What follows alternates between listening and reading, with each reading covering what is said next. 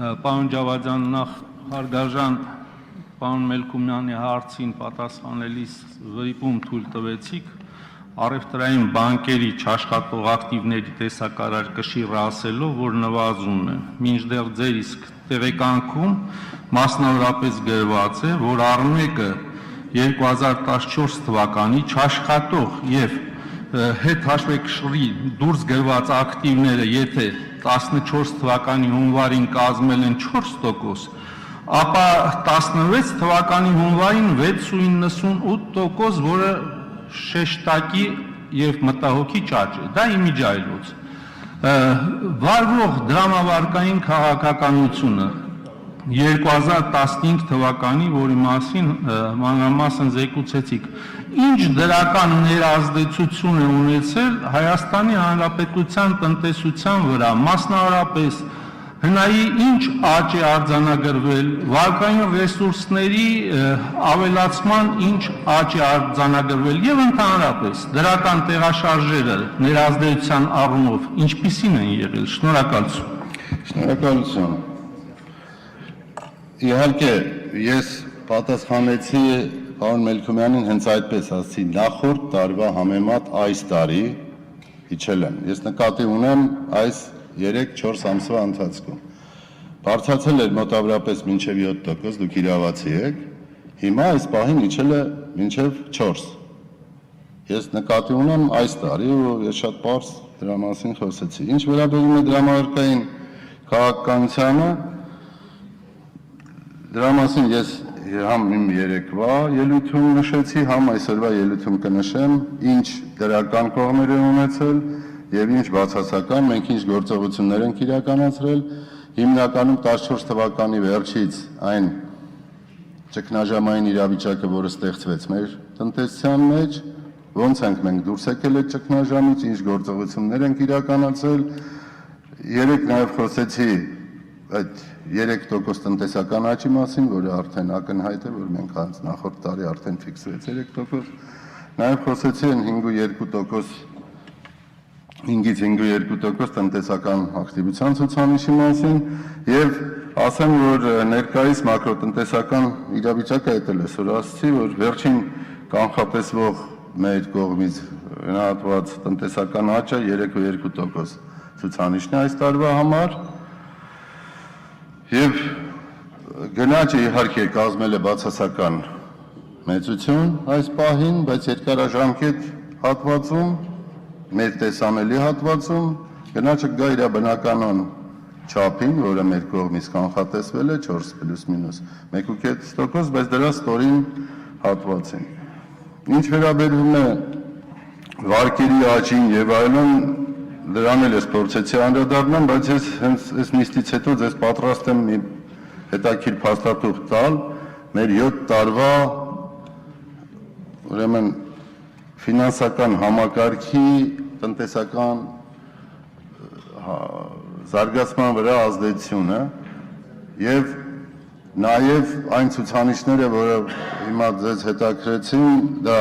հենց վարկերը հնայում, խնայողությունները հնայում, վարկերի աճը տարեկան կտրվածքով բավականին լուրջ աճ ենք ունեցել, ես մի քիչ առաջ մի ցուցանիշ ասացի, բիզնես վարկավորումով աճ ենք ունեցել մոտավորապես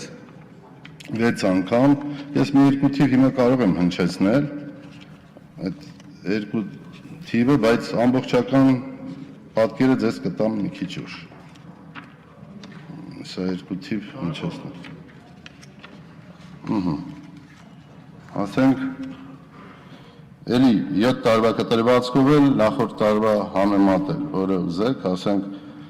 արդյունաբերություն, գյուղատնտեսությունում ունեցել ենք աճ մոտ 6 միլիարդ դրամով։ Գյուղատնտեսությունում, եթե համեմատենք 2008-ի հետ, ունեցել ենք 6 անգամ աճ։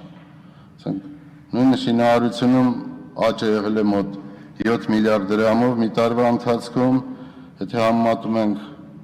7 տարվա կտրվածքով 5.2 անգամ աճ ունենք եւ այդպես։ Սպառողական վարկերում նույնապես ունենք 3.5 անգամ աճ այդ 7 տարվա ընթացքում եւ այլն։ Եվ նույնն վերաբերում է տոկոսադրույքներին եւ տոկոսադրույքների սպրեդերին։ Եվ ես նշեցի, այնտեղ կան աղյուսակներ էլ, որոնք դուք կտեսնեք, ինչ է կատարվել մեր ուղղակի օտարերկրյա ներդրումների հետ 7-8 տարվա ընթացքում եւ ինչ է եղել մեր վարկային ներդրումների հետ, որ տարեկան միջինացված ունեցել ենք մոտ 30% աճ, որը իր հերթին իր դրական ազդեցությունն է ունեցել նաեւ տնտեսական աճի վրա։ Ու շատ մի լավ բարեփոխում, որ եղել է կառուցվածքային, դա նաեւ որ ըստ էության տեսակարար կշիռը բիզնես վարկերի բավականին աճել է համեմատ մնացած վարկեր։ Այդ նշանակում է ուշադրությունը բանկերը սել են բևեռել ավելի շատ բիզնեսին, քան ուրիշ վարկատեսակներին, որոնք ըստ էության ավելի ձեռնտու են, որովհետև բիզնես վարկավորման տոկոսները ամենացածրն են։ Ու նույնիսկ նախորդ տարվա համեմատ 1.2%-ով իջել են բիզնես վարկավորման տոկոսադրույքը միջինացված,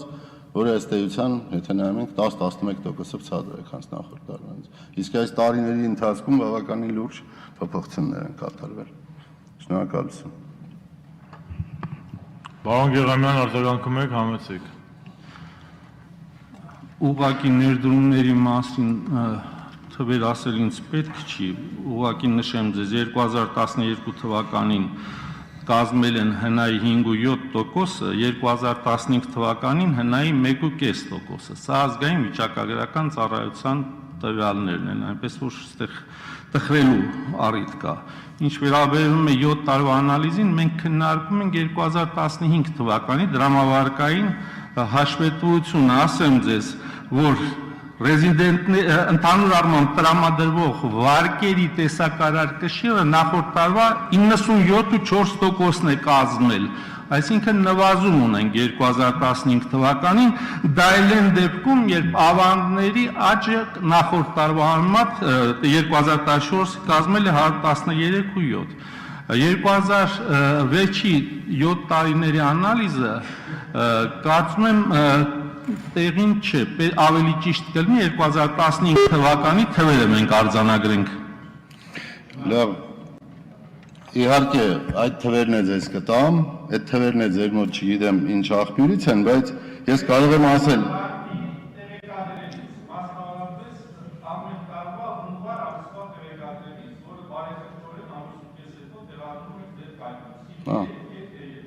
հունվար ամսին մենք վերջնական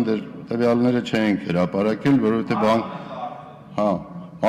մարտինը կարելի է համատել, որոշ ձևերով իհարկե տրանսպորտի կապով ասենք նվազում ունենք։ Ես ձեզ առանձին դուք ասացիք, որ առանձին տեսակներով ասեք, ես էլ առանձին տեսակներով ներկայացրեցի։ Բայց իհարկե վարկավորման աճի նվազում ունենք։